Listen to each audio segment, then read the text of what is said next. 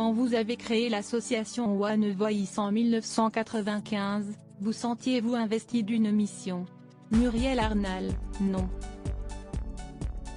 J'avais envie d'aider les animaux et la planète. À l'époque, en France, il y avait des associations de protection des animaux avec des refuges mais pas d'associations qui fassent des campagnes. J'avais vécu dans les pays anglo-saxons et j'avais envie d'apporter ça.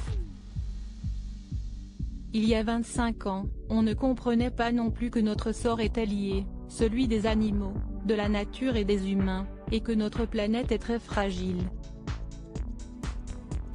Tous ses habitants doivent être protégés. Quelles sont vos actions? Nous menons des campagnes de sensibilisation du public, des enquêtes en caméra cachée, des actions en justice. Nous cherchons le plus possible à raconter l'histoire de l'animal pour lequel nous nous battons, afin de toucher le cœur des gens. Recevez-vous des menaces parce que vos actions gênent beaucoup de gens? Oui, mais j'ai choisi ce combat donc j'assume les conséquences.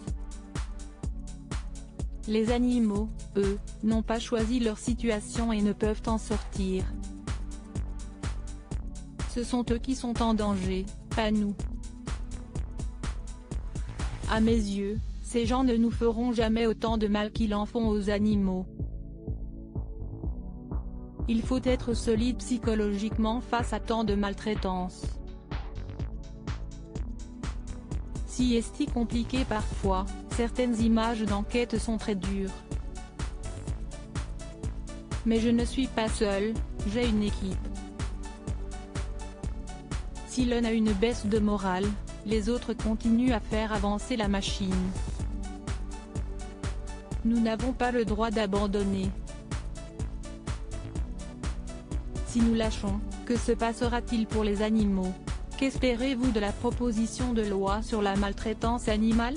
Les avancées pour les animaux à fourrure, les orques et les dauphins sont très positives. Pour les animaux de cirque, les mesures seront insuffisantes.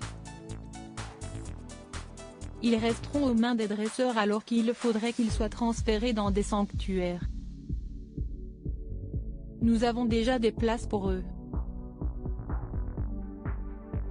Quelle est votre plus grande fierté? Avoir fait échec au plus grand élevage de primates d'Europe pour les laboratoires. Avoir permis à des ours de sortir des geôles des dresseurs de cirque. Et avoir sauvé 10 tigres retrouvés dans un camion, la plus grosse saisie d'animaux sauvages en France.